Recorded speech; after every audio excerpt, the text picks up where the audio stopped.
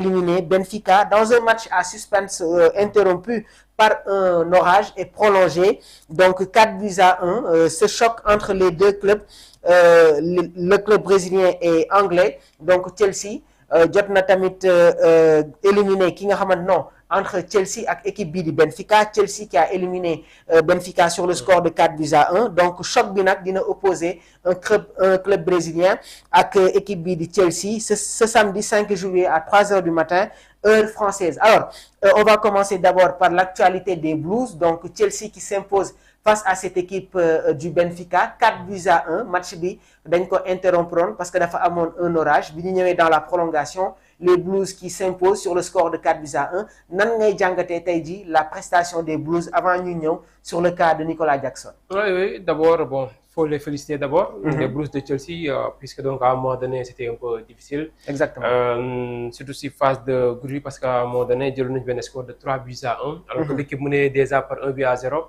Guinée, si nous faisons que 3 buts encaissés, c'était difficile pour donc l'équipe de Chelsea. C'était contre Flamengo, l'équipe brésilienne, mais à un moment donné également, mujjee nañu am benn réaction bu normale mujjee qualifié donc ça a été un peu bon difficile contre Benfica mais finalement donc mujjee nañu am seen qualification donc pour les quarts de finale à venir. Très bien. Donc pour dire qu'également c'est un tournoi en tout cas boo xamante ne ñu bëri ñu ngi koy doog a découvrir c'est un nouveau format boo xamante ne ñu ngi koy doog a jouer Coupe du monde des clubs. Exactement ay coow dina am du am finalement mujjee am ci États-Unis bon pour le moment également on note également la chaleur qu'il fait en tout cas aux États-Unis et ça n'arrange pas les clubs européens booy xool. Exactement.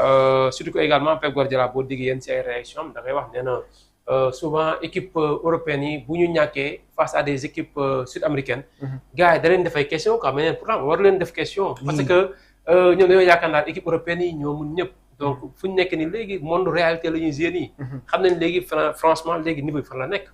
Donc il faut en tout cas se mesurer aux autres pour vraiment jauger le niveau actuel de l'équipe en tout cas que vous avez certainement moom mooy tax léegi ay Pep Guardiola yeneen coach yi dinañ xam carrément seen niveau équipe fan la toll laataa ñuy dem di entamer jiwaat des compétitions yoo xamante ni réservées exclusivement aux équipes européennes comme la Ligue européenne des champions ou bien l'Europa League. Exactement. Dans les divers de l'actualité dinañu évoquer le cas de Nicolas Jackson donc la concurrence qui s'accentue. Chelsea recruté nañu l'attaquant de Brighton le brésilien ki nga xamante ne moom mooy João Pedro dinañ ko yaatal dans les divers de l'actualité. De son côté Kalidou Koulibaly et son club Al Hilal dinañu défier Manchester City en 8e de finale. Un duel très attendu entre le défenseur sénégalais et l'équipe anglaise. Ce match est programmé pour le mardi 1er juillet à 1h du matin. Kalidou Koulibaly équipe bi di Al Hilal war a jongante ak Manchester City. À quoi s'attendre? Al Hilal déjà si seen première rencontre daje nañu ak le Real de Madrid match boobu ñu jeexee sur le score de 1 but partout. Le Real qui prend les devants. Ruben Neves qui égalise en faveur du club saoudien. Dans les arrêts de jeu Federico Valverde qui manque un penalty. Lan la ñu mën a xaar ni déjà sur cette rencontre et aussi effectif bi nga xamante ne Al Hilal mi ngi ko mettre en place jamono ji. Oui déjà un bon match si on dit City foofu moom déjà xaar nañ match bu baax également si ñoom. Al Hilal également boo xamante ni. Une bonne équipe avec de grands joueurs. Oui la meilleure équipe. En Arabie Saoudite la meilleure équipe en Arabie Saoudite puisque booy xool ñoom souvent ñoom ñooy devant même fekkee ni cette fois-ci ils ont perdu le championnat remporté lors de l'édition précédente. Cette fois-ci c'est avec l'équipe de Karim Benzema Al Ittihad. Donc pour dire qu'également l'équipe d'Al Hilal c'est un club boo xamante ni ñoom dañoo am ambition aussi. C'est ça. Ils rêvent en tout cas d'accueillir beaucoup de grands joueurs aussi. Surtout mercato yi ñu génn nii daan nañu waxaale joueurs yu bëri.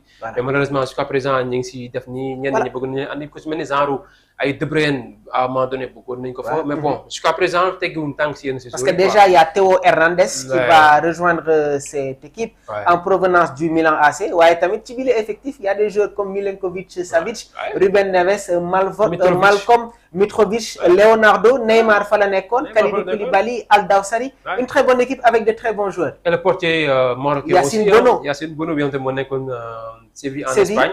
Donc pour dire que en tout cas am nañu équipe bu baax te Arabie Saoudite ñu ngi commencé aussi tamit tamit di liggéey baax seen équipe si seen championnat. En tout cas dina am match bu neex donc c'est dans la nuit à partir de 1h du matin. exactement waaw c'est le match di commencé kon laataa ñuy xaar beneen match bi.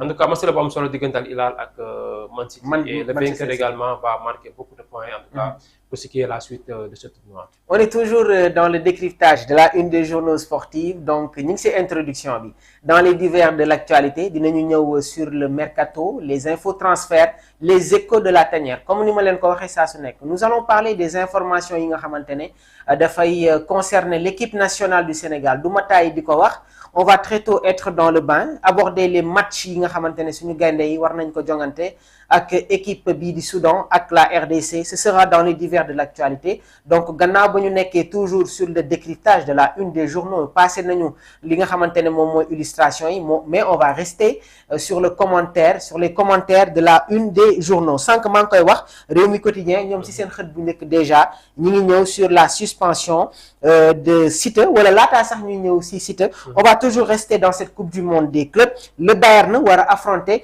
équipe bi di Paris Saint-Germain les Parisiens se sont imposés face à cette équipe de l'Inter de Miami sur le score de 4-0. Le Bayern Munich qui élimine le Flamengo. Deux grosses affiches. Donc déjà Real war na football ak Juventus. Mais Paris Saint-Germain, Bayern Munich, à quoi s'attendre sur cette rencontre, Djibi? Également un bon duel entre l'équipe, l'actuelle meilleure équipe en Europe, le PSG certainement, qui a éliminé facilement l'équipe de Miami. Supérieur quand même. Moo leen ëpp doole quand même. Franchement. amul bokkuñu niveau quoi. Bokkuñu niveau au début gars yi ñu xalaat ni y a un Lionel Messi mais bon. Messi aussi moom rek ne peut pas supporter toute une équipe. xam nga loolu c'est sûr mënul yanu lépp. Gis nañ benn Paris Saint-Germain boo xamante ni il a éliminé pratiquement cette saison beaucoup de grands clubs. City Man City, Arsenal entre autres 4 équipes d'Angleterre, Liverpool aussi.